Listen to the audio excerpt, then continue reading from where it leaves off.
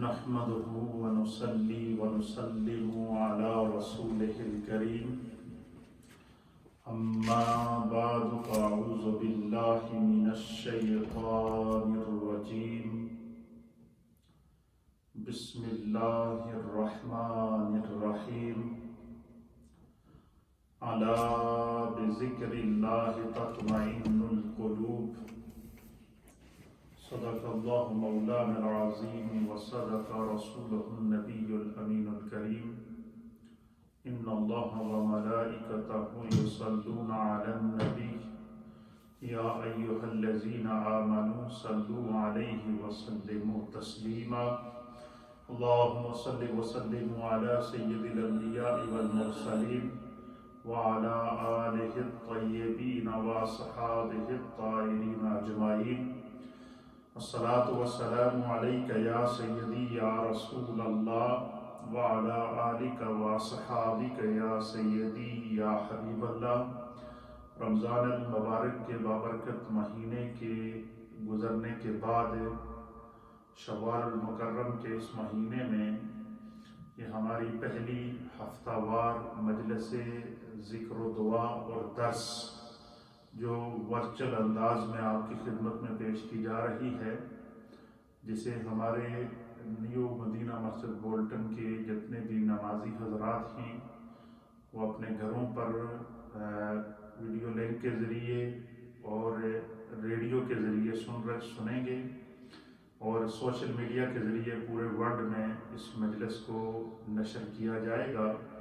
قبل اس کے کہ میں اپنی گفتگو کا آغاز کروں، آئے آپ کو عظیم شناخوان رسول حضرت مولانا قاری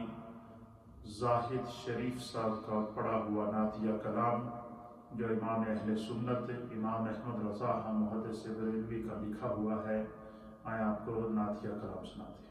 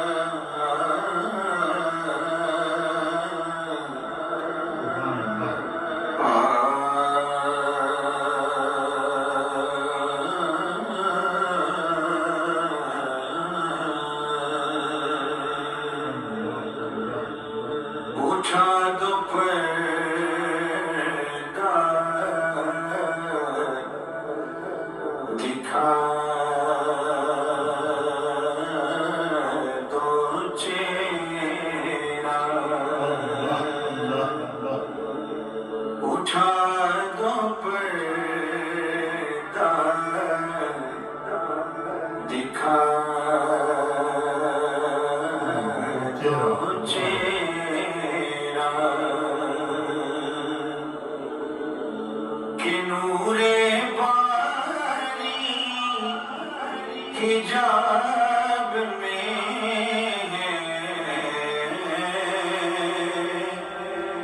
زمانہ تاریک ہو رہا ہے،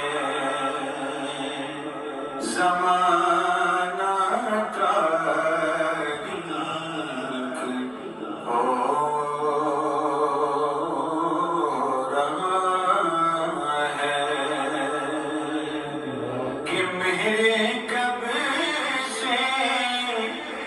نقاب میں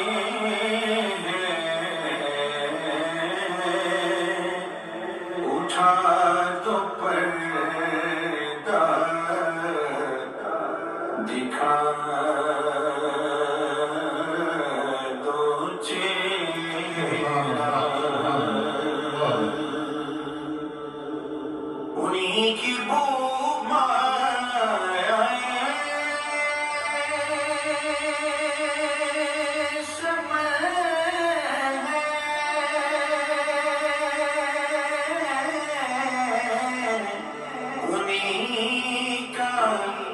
جلوہ چمن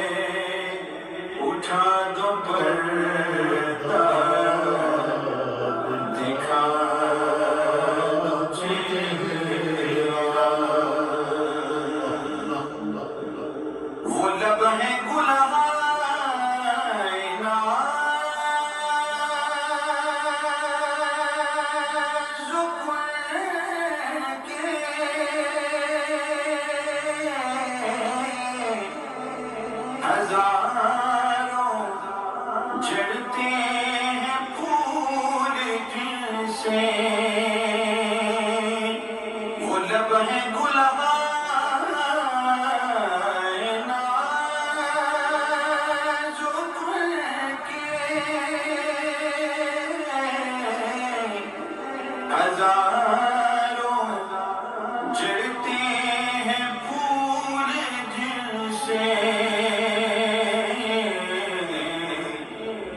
گلاب گلشن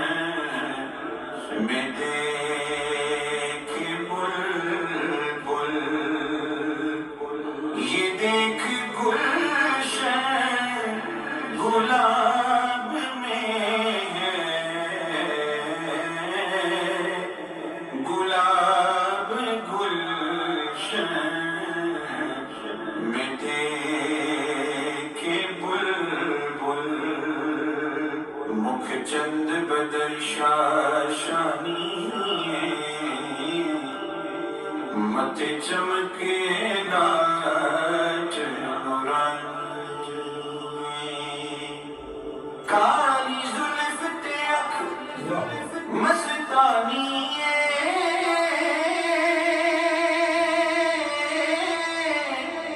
کالی زلف تے اکھ مستانی، مخمور اکھیں مدبریاں، گلاب گلشن میں دیکھ بلبل، اس صورت نو میں جانا کھاں کہ جانے جانا کھاں، سجا کھاں تے رب دی میں شانا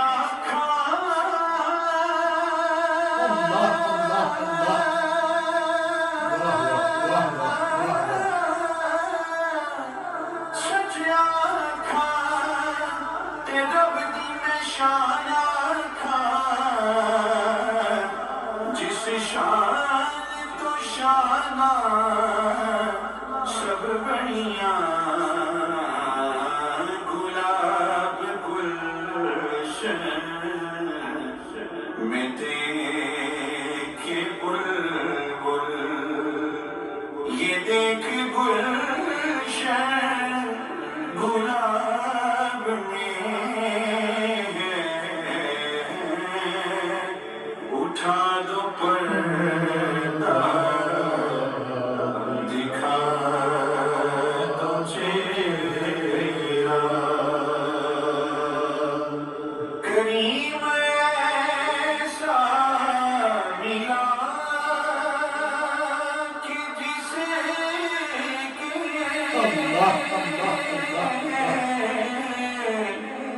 کھلے ہیں ہاتھ اور بڑے خزانے،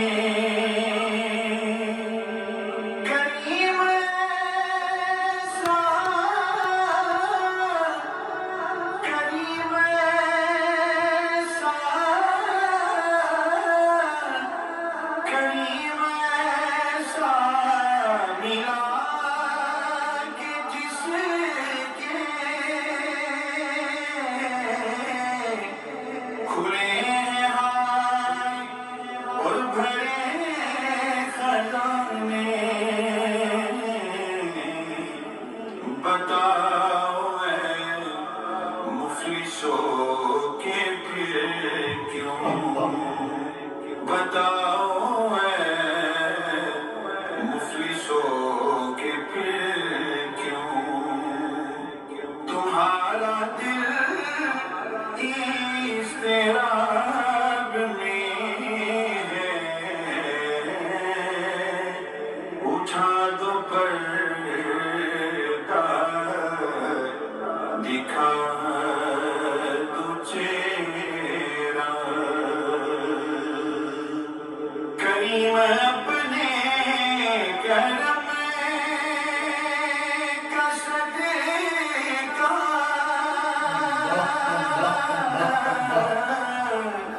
لئیم بے قدر کو نہ شرما، کریم اپنے کرم کا صدقہ،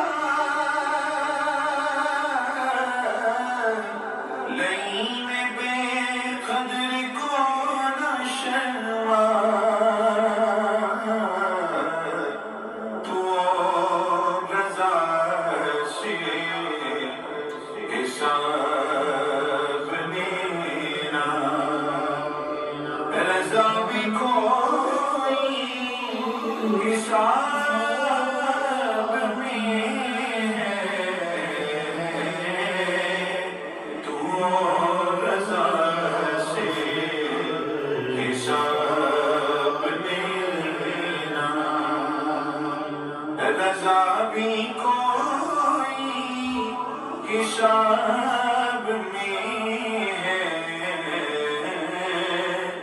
اٹھا دو پردہ دکھا دو چہرہ سبحان اللہ وبحمدہ سبحان اللہ العظیم۔ بڑی ہی اس کلام کے اندر بہت ہی درد ہے، اس میں دیدار مصطفیٰ کی تمنا ہے، اس میں اللہ تعالیٰ کے قرب کی دعا ہے، اس میں نبی اکرم صلی اللہ تعالیٰ علیہ وآلہ وسلم کا وسیلہ ہے، اس نعت میں مقام مصطفیٰ ہے۔ اس نعت کو امام اہل سنت امام احمد رضا خان محدث بریلی رحمۃ اللہ تعالیٰ علیہ نے نہ جانے کس عشق کی جولانی کے اندر اور محبت رسول کی اس کے سمندر میں غوطہ لگاتے ہوئے اس نعت کو لکھا کہ اس کا ایک ایک لفظ، ایک ایک حرف اور ایک ایک شعر اور اس کی روحانیت اور اس کے اندر جو عشق مصطفیٰ کا درد ہے وہ مومن اور مومنوں کے اور مومنات کے روحوں میں اتر جاتا ہے۔ اللہ تعالیٰ امام اہل سنت امام احمد رضا خان محدث بریلی رحمۃ اللہ علیہ کی قبر انور پر اپنی کروڑوں رحمتیں نازل فرمائے، اور جس درد اور جس محبت کے ساتھ ہمارے محب محترم حضرت علامہ قاری محمد زاہد شریف صاحب نے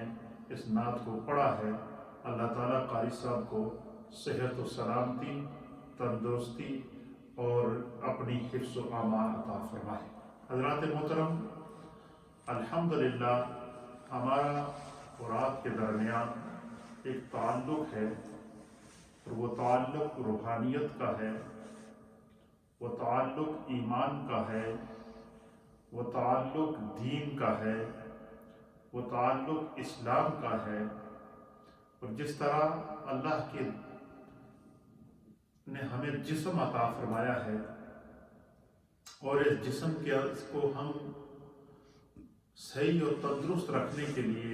اسے غذا کی ضرورت ہوتی ہے، اسے صفائی کی ضرورت ہوتی ہے، اسے اچھے اور کھلے ماحول کی ضرورت ہوتی ہے، اسے ہر طرح سے کی جو ہے وہ پریشانی اور ٹینشن سے آزاد ماحول کی ضرورت ہوتی ہے۔ تو انسان اپنے آپ کو صحیح رکھنے کے لیے اپنے جسم کی بڑی کیئر کرتا ہے، اور وقت پر کھانا کھاتا ہے، وقت پر سوتا ہے، وقت پر جاگتا ہے، وقت پر اپنے معمولات کو انجام دیتا ہے۔ یہی وجہ ہے کہ نبی اکرم صلی اللہ تعالیٰ علیہ وسلم نے فرمایا کہ جسمک علیک الحق، کہ تمہارا جو جسم ہے اس کا بھی تم پر حق ہے، اور وہ حق کیا ہے کہ تم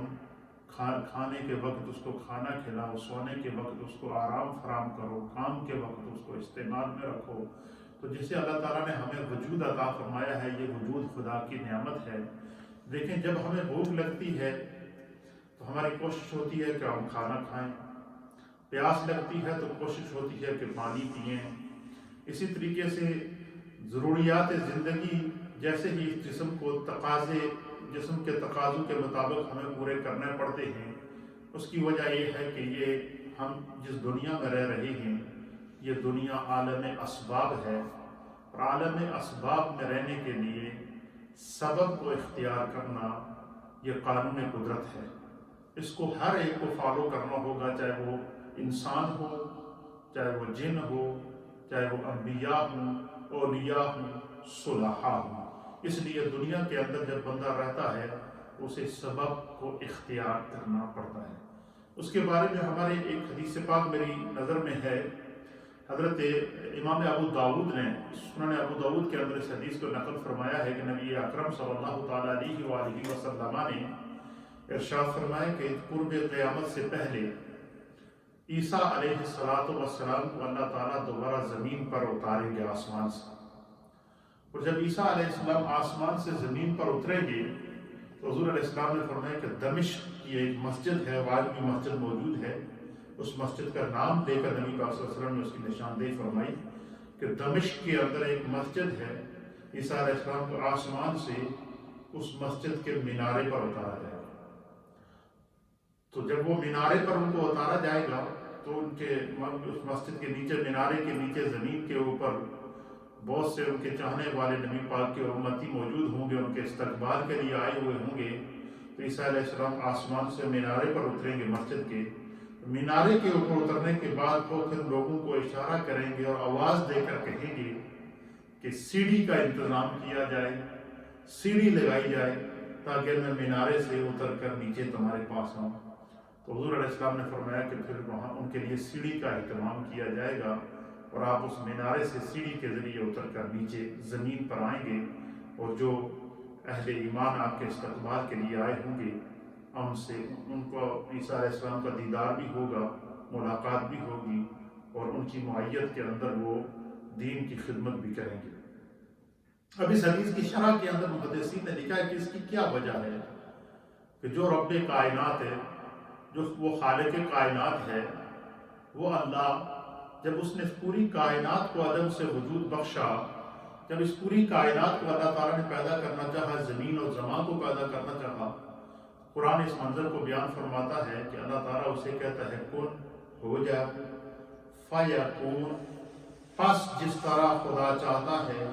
وہ چیز عدم سے وجود میں آ جاتی ہے، وہ ہو جاتی ہے، وہ اسی طرح پیدا ہو جاتی ہے۔ اسی طریقے سے اللہ نے زمینوں کو پیدا کیا، آسمانوں کو پیدا کیا، مخلوقات کو پیدا کیا، موجودات کو پیدا کیا، حیوانات کو پیدا کیا، نباتات کو پیدا کیا، جمادات کو پیدا کیا، زمینی پر چلنے والی مخلوق کو پیدا کیا، زمین کے اندر رہنے والی مخلوق کو پیدا کیا، سمندروں کے اندر رہنے والی مخلوق کو پیدا کیا،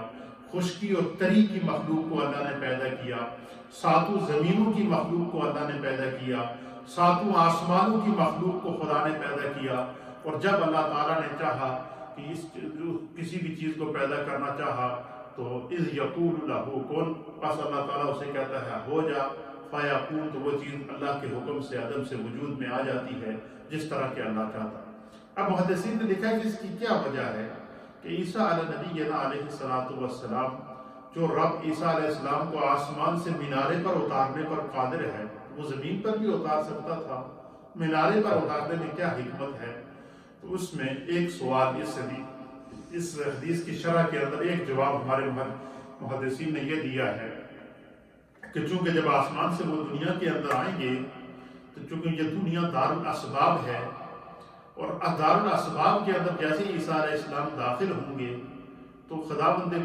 قدوس کا جو قانون ہے اس کو فالو کریں گے، اور دار الاسباب کے اندر سبب یہ ہے کہ مینارے سے نیچے اترنے کے لیے سیڑھی کو سبب بنایا گیا ہے، سٹیپس کو سبب بنایا گیا ہے، لہٰذا اس سبب کو اختیار کرنا ضروری ہے۔ اس لیے اس عالم دنیا کے اندر جب تک انسان موجود ہیں اللہ تعالیٰ نے ہمارے لیے اسباب مقدر کیے ہیں۔ یہ جو جسم ہے اس کو جب بھوک لگتی ہے تو اس کو کھانا کھلانا پڑتا ہے، اس کے خوراک کھلانے کے سبب کو ہمیں اختیار کرنا ہوگا،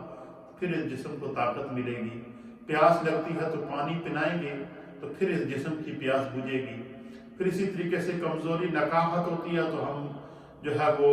وٹامنس وغیرہ یا طاقت کی کوئی چیزیں کھاتے ہیں، کوئی ایسا کھانا کھاتے ہیں جس جسم کے اندر نشو و نما ہو، طاقت ہو، پروان چڑھے جسم۔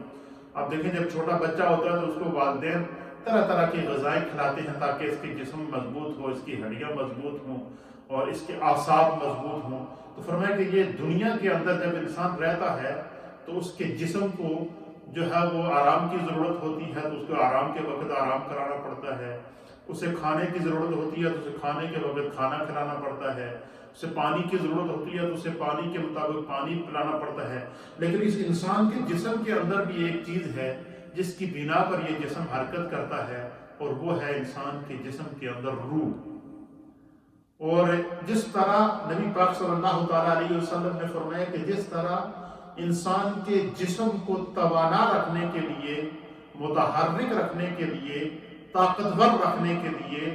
جسم کو غذا کی ضرورت ہوتی ہے، اسی طرح روح کے لیے بھی غذا ہے۔ اور اگر روح کو وہ غذا جو اس روح کے لیے اللہ نے مقرر کی ہے، اس غذا کو انسان کما حق کو ہو اگر اپنی روح کو کھلائے گا تو اس سے اس کی روح طاقتور بھی رہے گی، اس سے اس کی روح توانا بھی رہے گی، اور اس روح کے اندر پائے جانے والے جو انوار، تجلیات، رحمتیں، اور خداوند قدوس کی عطائیں ہوں گی، اس کے اثرات پھر انسان کے جسم پر ظاہر ہوتے ہیں، اس کے اخلاق کی صورت میں ظاہر ہوتے ہیں، اس کے کردار کی صورت میں ظاہر ہوتے ہیں، اس کی گفتگو کی صورت میں ظاہر ہوتے ہیں، اس کے نیک اعمال کی صورت میں ظاہر ہوتے ہیں، اس کے چہرے کی نورانیت کے ظاہر ہوتے ہیں۔ حتیٰ کہ حضور علیہ السلام نے فرمایا کہ جو لوگ اپنی روح کو خداوند قدوس کی دی ہوئی غذا کے مطابق اس جسم کے اندر جسم کو بھی غذا دیتے ہیں اور روح کو بھی غذا دیتے ہیں، تو پھر ان کے چہرے اس طرح ہوتے ہیں اذا رؤوا ذکر اللہ، کہ جب تم ان کے چہرے کو دیکھو گے تو تمہیں خدا یاد آ جائے گا۔ اور یہ اولیاء اللہ نے اسی راستے کو اختیار کیا۔ روح کی غذا ہے اللہ کا ذکر، جسم کی غذا کھانا ہے، جسم کی غذا پانی ہے، جسم کی غذا جو ہے وہ طرح طرح کی دنیاوی جو وہ آسائشیں اس کو فراہم کرنا ہے، اس کو کپڑے پہنانا ہے، اس کو سردی سے بچانا ہے، اس کو گرمی سے بچانا ہے، اسے ہر ضرورت کے مطابق جو ہے وہ اس کے جسم کے مطابق اس کو سہولتیں فراہم کرنی ہیں۔ اسی طریقے سے فرمایا کہ روح کی جو اطمینان ہے، روح کا جو سکون ہے، روح کی جو غذا ہے، یہ اللہ کے ذکر کے اندر ہے۔ پھر اسی طریقے سے آج اگر آپ نے دیکھا ہوگا کہ پوری دنیا پریشانی کے اندر ہے، مبتلا ہے، کہیں نہ کہیں آزمائشیں ہیں۔ اس وقت پوری دنیا کووڈ-19 کرونا وائرس کے اندر جکڑی ہوئی ہے۔ ہر طرف ہر طرز فکر کا انسان، ہر طبقہ فکر کا انسان، ہر مذہب کا انسان پریشان نظر آتا ہے، سرنگوں نظر آتا ہے، اور گھروں کے اندر پریشانیاں ہیں، مشکلات ہیں۔ اللہ رب العالمین فرماتا ہے کہ یہ جو نشیب و فراز ہیں یہ تو انسان کا حصہ ہے، اور یہ انسان کے ایمان کا امتحان ہوتا ہے اس کے اندر۔ لیکن فرمایا کہ اگر انسان یہ چاہے کہ دنیا کی ہر آندھی کا مقابلہ کرے، ہر طوفان کا مقابلہ کرے، ہر مشکل کا مقابلہ کرے، تو اللہ فرماتا ہے الا بذکر اللہ تطمئن القلوب، خبردار اللہ کے ذکر کو نہ چھوڑنا۔ خدا کے ذکر سے تمہارے جسم کو بھی اطمینان ملے گا،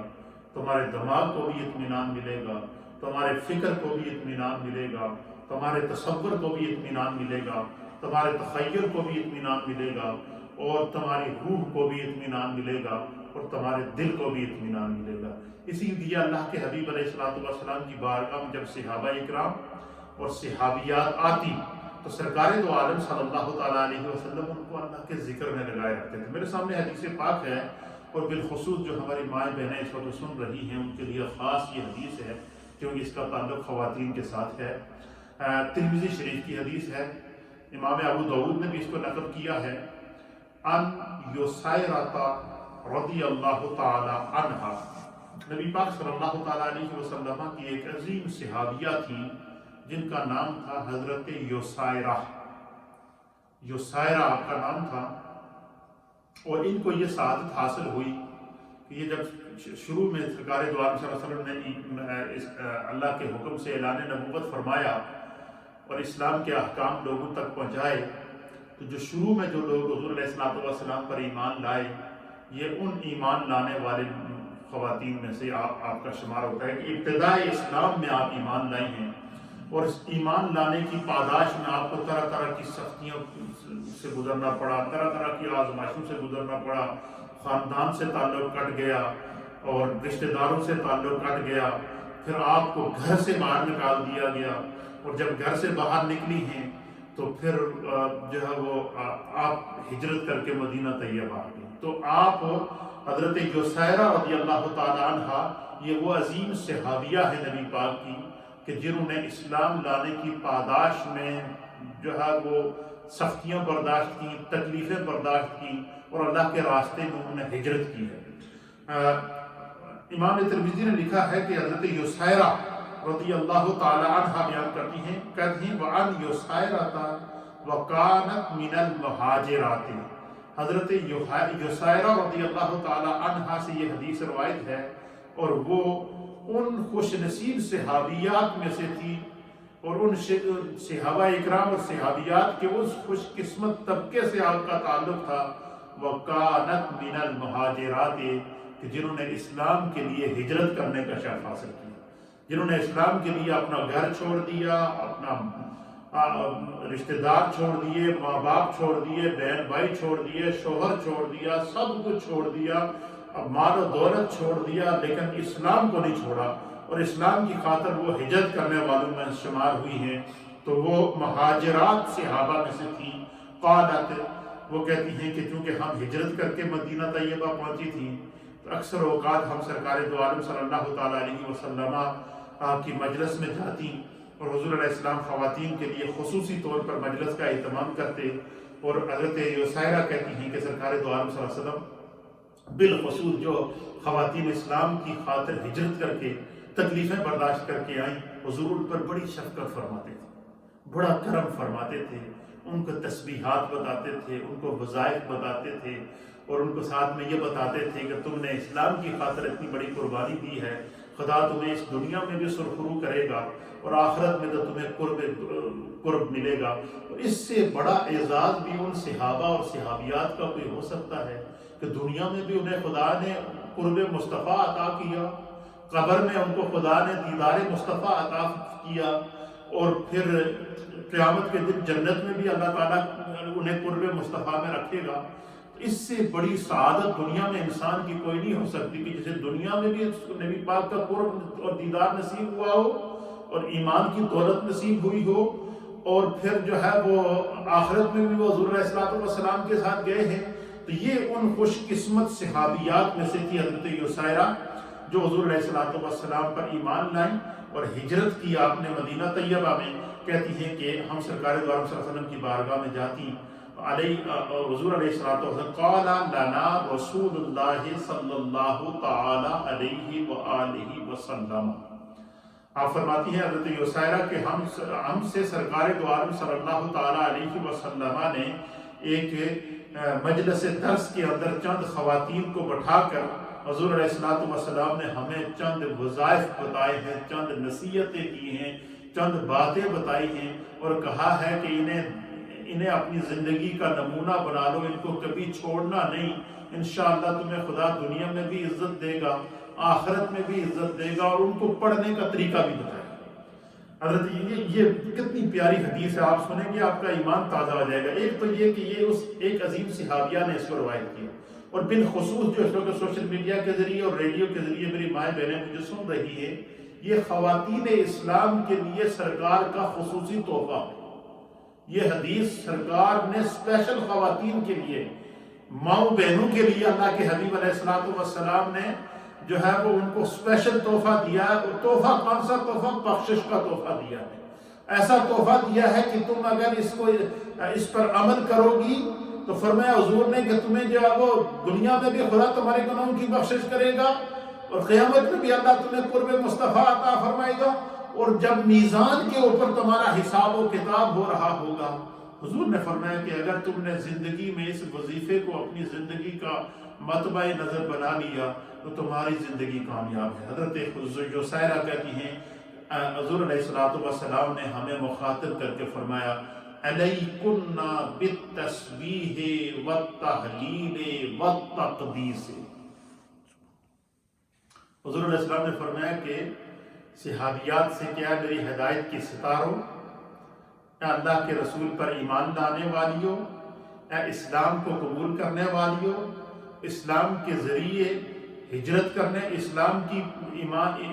لانے کی پاداش میں ہجرت کی دولت سے مالا مال ہونے والیوں، اللہ اور اس کے رسول کے قرب میں رہنے والیوں، صحابہ اکرام اور انبیاء اکرام، نبی اکرم صلی اللہ علیہ وسلم کے گھروں کو آباد کرنے والیوں، سنو۔ حضور علیہ السلام نے فرمایا کہ خداوند قدوس نے تمہارے لیے ایک خاص وظیفہ دیا ہے مجھے، اور میں مصطفیٰ تم عورتوں کو وہ وظیفہ دیتا ہوں، اور وہ کیا ہے؟ حضور نے فرمایا علیکن بالتسبیح، تمہارے لیے یہ ہے کہ چلتے پھرتے اٹھتے بیٹھتے اللہ کی تسبیح بیان کیا کرو۔ تسبیح کیا ہے؟ سبحان اللہ و بحمدہ سبحان اللہ العظیم، یا خالی یہ بھی کہہ سکتے ہیں سبحان اللہ سبحان اللہ سبحان اللہ، یہ تسبیح ہے۔ سبحان اللہ و بحمدہ یہ تسبیح بھی ہے اور تمہید بھی ہے، اس میں اللہ کی تسبیح بھی بیان کی جاتی ہے اور اس کی حمد بھی ہے۔ سبحان اللہ والحمد للہ واللہ اکبر، اس میں تسبیح بھی ہے، اس میں تمہید بھی ہے، اس کے اندر تکبیر بھی ہے کہ خدا کا اللہ تعالیٰ کا کثرت سے ذکر کرنا. تو حضور علیہ الصلوۃ والسلام نے خواتین سے فرمایا کہ علیکن بالتسبیح، تمہارے اوپر ضروری ہے کہ تم کثرت سے اللہ کی تسبیح کیا کرو، سبحان اللہ پڑھا کرو، الحمدللہ پڑھا کرو، سبحان اللہ و بحمدہ سبحان اللہ العظیم پڑھا کرو، اور والتحلیل ہے، اور اللہ تعالیٰ کی جو ہے وہ جو اللہ تعالیٰ نے تم پر جو چیزیں حلال کی ہیں ان کو اختیار کرو، اور پھر اللہ تعالیٰ کی جو ہے وہ حمد بیان کیا کرو، والتقدیس ہے، اور اللہ تعالیٰ کی پاکیزگی کو بیان کیا کرو. اور تقدیس کے اندر علماء اور محدثین نے لکھا ہے کہ اس سے مراد یہ تسبیح کیا کرے کہ یا قدوس ہو یا قدوس ہو یا قدوس ہو یا قدوس. صوفیاء کرام کہتے ہیں کہ جو مرد یا جو عورت اس تسبیح کو اپنی کہ 100 مرتبہ روز اگر ہم پڑھیں یا قدوس ہو یا قدوس ہو یا قدوس ہو، فرمایا اس میں اللہ کی تقدیس بیان کی جاتی ہے، اللہ تعالیٰ کی پاکیزگی بیان کی جاتی ہے، اللہ تعالیٰ کی تقدیس کا بندہ اظہار کرتا ہے. تو فرمایا کہ جو بندہ یا قدوس ہو یا قدوس ہو یا قدوس ہو کا وظیفہ کرتا ہے تو صوفیاء کہتے ہیں کہ اگر انسان کا دل سخت ہو اور دل کے اندر گناہ کی کائی جمی ہوئی ہو یا دل کے اندر گناہوں کا زنگ جمع ہوا ہو تو اللہ تعالیٰ یا قدوسوں کی برکت سے اس کے دل کو گناہوں سے پاک کر دے گا. اس کے دل کو اللہ تعالیٰ ایسا اجلا بنا دے گا کہ جیسے ہی اس دل کو اپنے رب کی طرف متوجہ کرے گا بندے کی دعا اسی وقت قبول ہو جائے گی. تو حضور علیہ الصلوۃ والسلام نے خواتین کو اسپیشل کہا کہ تمہارے لیے علیکن بالتسبیح، اللہ کی تسبیح بیان کیا کرو. اچھا تسبیح کیا ہے؟ حدیث پاک کے اندر آتا ہے، نبی اکرم صلی اللہ علیہ وسلم، امام بخاری نے اس کو نقل فرمایا ہے، حضور علیہ الصلوۃ والسلام نے فرمایا کہ کلمتان خفیفتان علی اللسان، فرمایا کہ 2 کلمے ایسے ہیں کہ اس کو اگر انسان اپنی زبان سے ادا کرے، خفیفتان، بڑی آسانی سے ادا ہو جاتے ہیں، یعنی کوئی مشکل نہیں ہے، بڑی آسانی سے انسان کی زبان پر وہ کلمے جاری ہو جاتے ہیں. کلمتان خفیفتان علی اللسان وثقیلتان فی المیزان. اور فرمایا کہ جب قیامت کے دن انسان کے اعمال کا حساب و کتاب ہوگا تو وہ انسان کی نیکیوں کے پلڑے کو بھاری کر دیں گے. وحبیبتان الی الرحمن، اور فرمایا کہ وہ کلمے اللہ میں بڑے پیارے ہیں، خدا کو بڑے محبوب ہیں. تو حضور علیہ السلام نے خواتین سے کیا کہا کہ میری تسبیح بیان کیا. وہ کون سے کلمات ہیں کہ جو زبان سے آسانی سے ادا ہو جاتے ہیں اور انسان کی نیکیوں کے پلڑے کو قیامت والے دن بھاری کر دیں گے، اور اللہ کو وہ کلمے بڑے پسند ہیں. حضور نے فرمایا کہ وہ ہیں سبحان اللہ و بحمدہ سبحان اللہ العظیم. اس حدیث میں حضور نے یہ بتا دیا کہ یہ کلمات پڑھنے سے اللہ تعالیٰ خوش ہوتا ہے، اللہ کو محبوب ہیں. اور پھر دوسری حدیث کے اندر نبی پاک صلی اللہ علیہ وسلم نے فرمایا کہ جس شخص نے 100 مرتبہ ان کلمات کا ورد کیا، سبحان اللہ و بحمدہ سبحان اللہ العظیم، بڑا آسان وظیفہ ہے، دیکھیں سبحان اللہ و بحمدہ سبحان اللہ العظیم، سبحان اللہ و بحمدہ سبحان اللہ العظیم. سرکار نے فرمایا کہ جس شخص نے 100 مرتبہ ان کلمات کا ورد کیا اور اس کو اپنی تسبیح بنا لیا اور اس کو معمولات اپنے وظائف کے اندر شامل کر دیا، سرکار دو عالم صلی اللہ علیہ وسلم نے فرمایا کہ اگر اس انسان کے گناہ ریت کے ذروں کے برابر ہوں گے خدا پھر بھی معاف کر دے. پھر دوسری حدیث میں حضور نے فرمایا کہ جس شخص نے 100 مرتبہ سبحان اللہ و بحمدہ سبحان اللہ العظیم کی تسبیح پڑھی، سرکار نے فرمایا کہ اگر اس کے گناہ بارش کے قطروں کے برابر ہوں گے خدا پھر بھی معاف کر دے. پھر تیسری حدیث کے مطابق حضور علیہ الصلوۃ والسلام نے فرمایا کہ جس شخص نے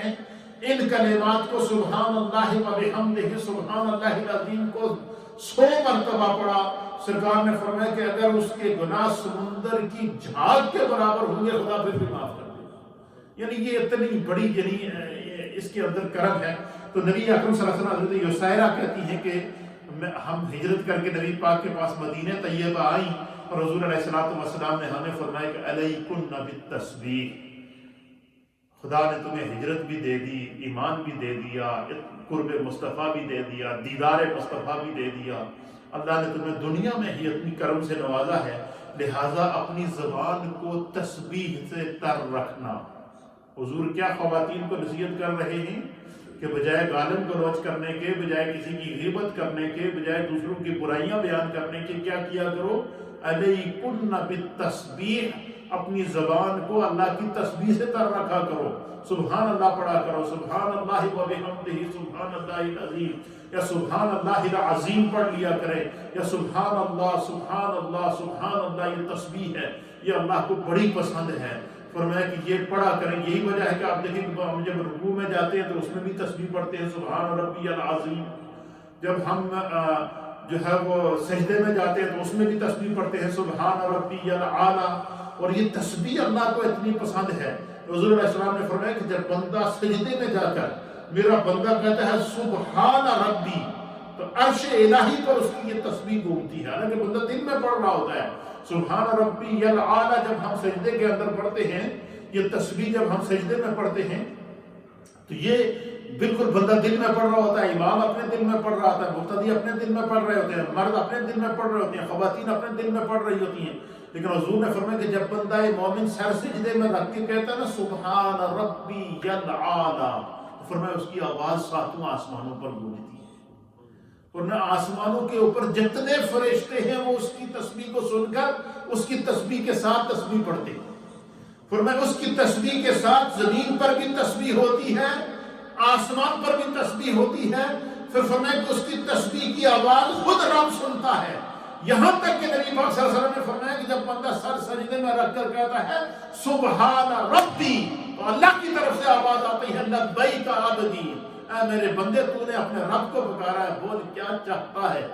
تیرا رب تمہیں عطا کرے۔ حضرت یسیرہ رضی اللہ تعالی عنہ کہتی ہیں کہ حضور علیہ السلام نے فرمایا کہ تم تسبیح کیا کرو، تحلیل کیا کرو، تقدیس کیا کرو، اور کیسے کیا کرو؟ فرمایا کہ وَقِدْنَا بِالْأَنَامِلِ فَإِنَّهُنَّ مَسْئُولَاتٌ مُسْتَنْقَاتٌ۔ اللہ اکبر۔ حضور علیہ السلام نے فرمایا کہ حضرت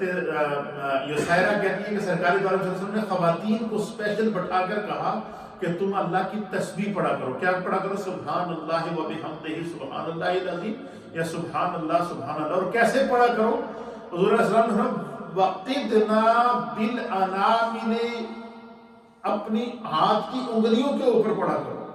سبحان اللہ سبحان اللہ سبحان اللہ سبحان اللہ سبحان اللہ۔ یہ دیکھ لے میرے ہاتھ کو، سبحان اللہ سبحان اللہ سبحان اللہ سبحان اللہ سبحان اللہ سبحان اللہ سبحان اللہ و بحمدہ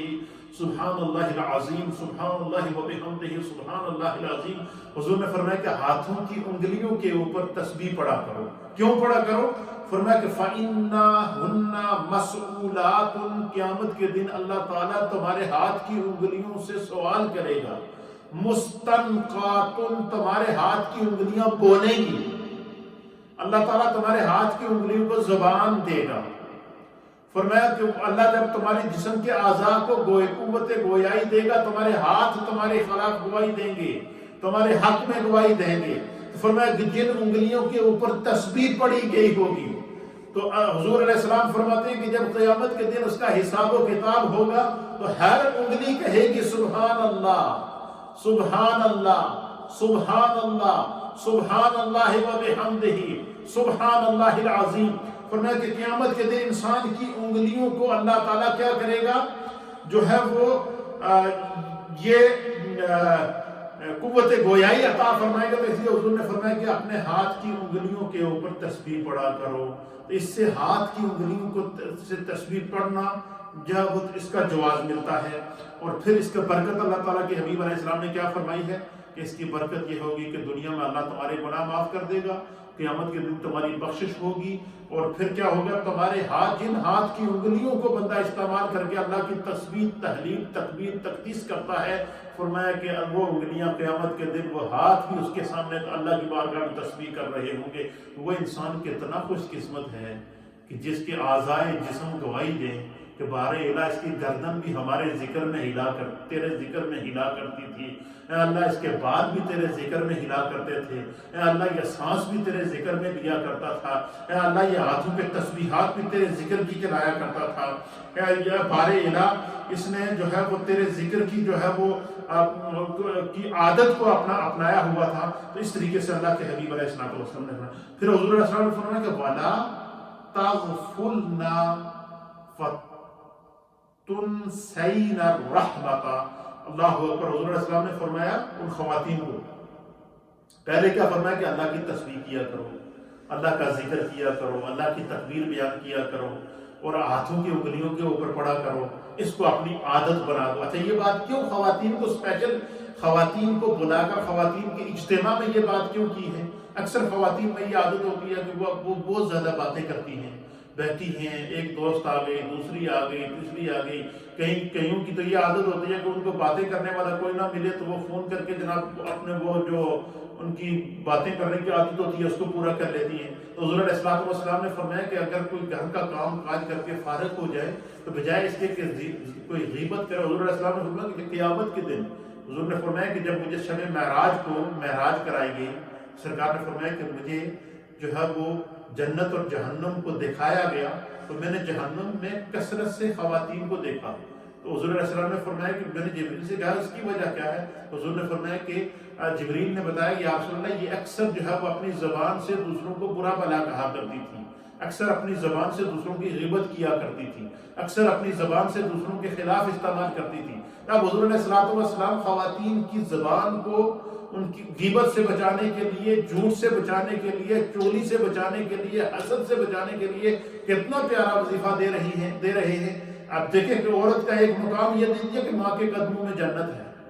عورت کا مقام یہ دے دیا کہ بیٹی ہے تو رحمت ہے،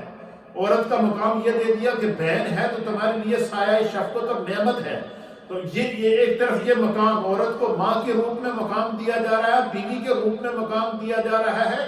بیٹی کے روپ میں مقام دیا جا رہا ہے، عزت اور عظمت دی جا رہی ہے۔ اور دوسری طرف عورت کو گناہوں سے بچانے کا طریقہ کیا؟ حضور نے فرمایا کہ جب بھی فارغ بیٹھو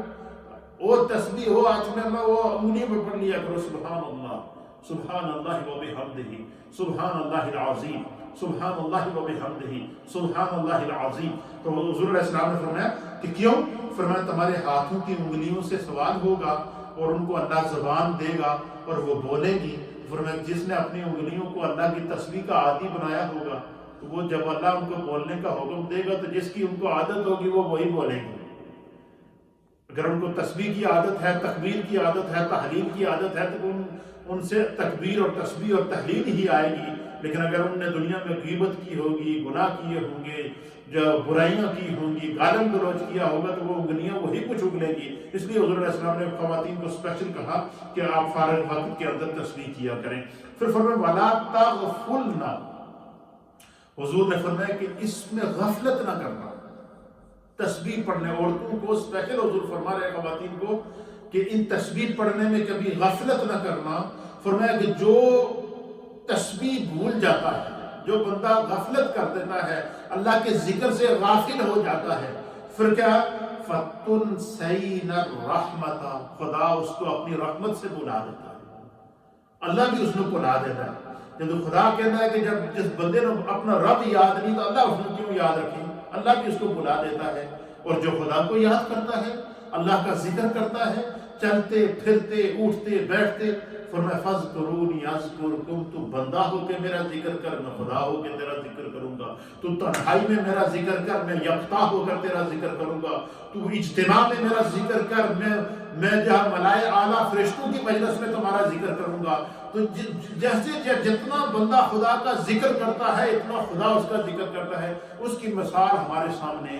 موجود ہے۔ دیکھیں اولیاء اللہ،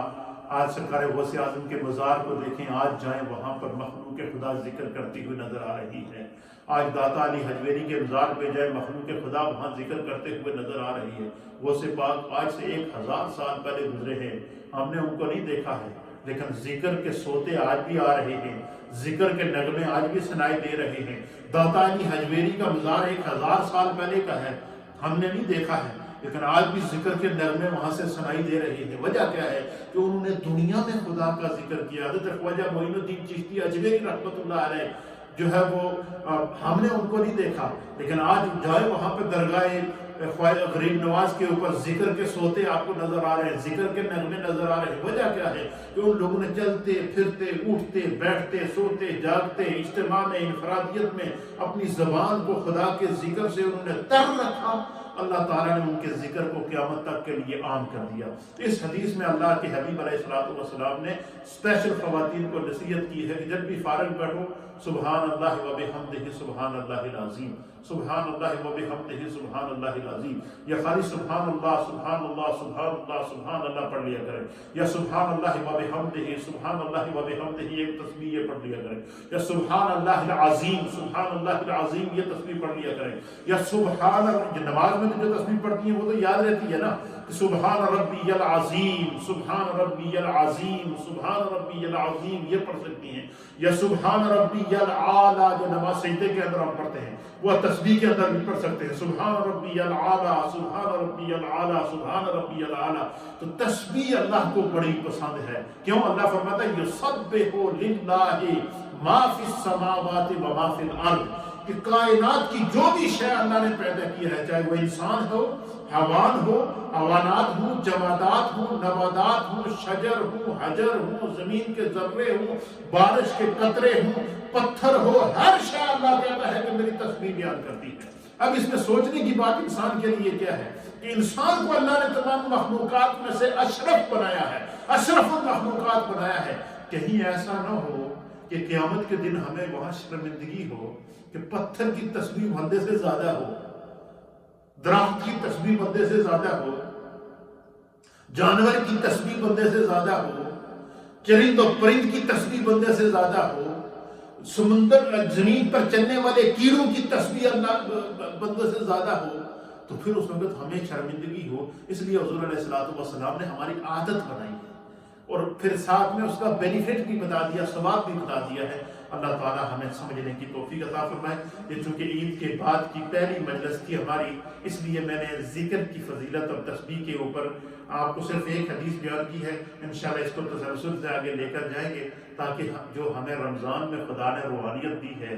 جو ہمارے گھر آباد ہوئے ہیں ذکر سے، دعا سے، نمازوں سے، تلاوت قرآن سے، اس میں کمی نہیں آنے دینی ہے۔ اپنے گھروں کی برکت کو جانے نہیں دیے گا۔ خدا نے اگر ہمیں دی ہے تو اس کو ہم نے جانے نہیں دینا ہے۔ خدا ہم سب کا حامی و ناصر ہو۔ تھوڑا سا ذکر اور کروا لا الہ الا اللہ، لا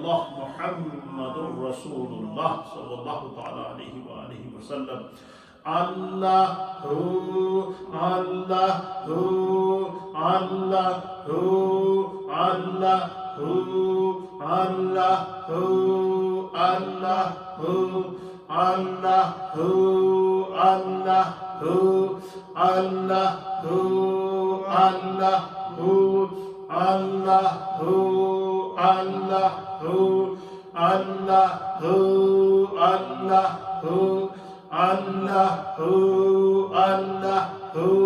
اللہ اللہ جل جلالہ اللہ جل جلالہ سبحان اللہ و بحمدہ سبحان اللہ العظیم سبحان اللہ و بحمدہ سبحان اللہ العظیم الصلاة والسلام علیک یا سیدی یا رسول اللہ وعلی آلک و صحابک یا سیدی یا حبیب اللہ الصلاة والسلام علیک یا سیدی یا رسول اللہ وعلی آلک و صحابک یا سیدی یا رحمت للعالمین اللہم صلی علی سیدنا و نبینا و مولانا محمد وعلى آل سيدنا ونبينا ومولانا محمد صلاة دائمة مكتولة تودي بها حقه العظيم يا رب بالمصطفى بلغ مقاصدنا واغفر لنا ما مدى يا واسع الكرم الله أكبر لا إله إلا الله والله أكبر ولله الحمد اللهم يا قاضي الحاجات اللهم يا قاضي الحاجات اللهم يا مسبب الأسباب اللهم يا مسبب الأسباب اللهم يا حي يا قيوم برحمتك أستغيث الله أكبر لا إله إلا الله والله أكبر ولله الحمد اللهم يا شافي الأمراض اللهم يا دافع البليات اللهم يا مسبب الأسباب اللهم يا أرحم الراحمين اللهم يا خير الرازقين اللهم يا ديان يا سبحان يا رحمن يا الله يا رحمن يا رحيم يا الله يا رحمن يا رحيم يا الله يا رحمن يا رحيم يا الله يا رحمن يا رحيم قلت حيلتي أنت وسيلتي أدركني يا رسول الله انظر حالنا يا حبيب الله اسمع قالنا إننا في بحر هم مغرق خذ يدي سهل لنا أشقالنا اے اللہ ہماری اس مجلس ذکر و دعا اور درس و تدریس کو اپنی بارگاہ میں قبول و منظور فرما جتنے خواتین و احباب نے سوشل میڈیا کے ذریعے اور ریڈیو کے ذریعے گھروں پر بیٹھ کر اس مجلس کو سنا اس مجلس میں شریک ہوئے ذکر میں شریک ہوئے دعا میں شریک ہوئے اللہ سب کے گھروں میں برکتیں عطا فرما سب کی اولادوں میں برکتیں عطا فرما سب کے رزق اور روزگار میں برکتیں عطا فرما جن گھروں میں بیماریاں ہیں اللہ دور فرما یا اللہ اس کرونا وائرس کی وبا کو اس دنیا سے ختم فرما یا اللہ اپنی رحمت اور شفا والی ہوا کے ساتھ اللہ اس وبا کو دور فرما یا اللہ اپنے کرم کی دولت سے مالا مال فرما یا اللہ ہم سب کے تمام مرحومین کی بخشش و مغفرت فرما سب کے درجات کو بلند فرما بالخصوص آج ہماری تائی صاحبہ کا سوائن تھا اللہ ہماری تائی صاحبہ مرحومہ مغفورہ وہ ہماری ماں تھی اللہ ان کی بخشش فرما اللہ ان کے درجات کو بلند فرما ہمارے بھائی علی اصغر کی اللہ بخشش و مغفرت فرما یا اللہ جتنے دنیا میں وفات ہو چکی ہیں تمام مومنین کی بخشش فرما یا اللہ ان مرحومہ کے بخشش کو درجات کو بلند فرما جنت الفردوس میں اعلیٰ مقام عطا فرما نبی پاک کی شفاعت کبریٰ عطا فرما ہم سب کے تمام مرحومین کی بخشش فرما سب کے درجات کو بلند فرما جن کو بچوں اور بچیوں کی پریشانیاں ہیں اللہ ان کو دور فرما جو بچوں اور بچیوں کے اچھے رشتوں کی تلاش میں ہیں اللہ ان کے لیے اچھے سے اچھے رشتے مقدر فرما جو بے اولاد ہیں اللہ انہیں نیک اور صالح اولاد عطا فرما جو اولاد والے ہیں انہیں صراط مستقیم پر چلنے کی توفیق عطا فرما جن کو بیٹوں کی ضرورت ہے اللہ ان کو بیٹے عطا فرما جن کو بیٹیوں کی ضرورت ہے اللہ ان کو بیٹیاں عطا فرما جس گھر میں برکتیں نہیں اللہ ان میں برکتوں کا نزول فرما یا اللہ جتنے ہمارے ماؤں بہنوں بزرگوں نے رمضان میں اپنے گھروں کو آباد رکھا تلاوت قرآن سے نماز سے ذکر سے دعا سے اللہ اس گھر پر ان کے گھروں پر قیامت تک کے لیے اور ہمیشہ کے لیے اس گھر ان کے گھروں کو ذکر سے آباد فرما نمازوں سے آباد فرما بے نمازیوں کو نماز کی توفیق عطا فرما اپنی عافیت سلامتی اور پناہ عطا فرما ربنا تقبل منا انک انت السمیع العلیم وتب علینا انک انت التواب الرحیم رب اغفر وارحم وانت خیر الراحمین برحمتک یا ارحم الراحمین اللہ اکبر اللہ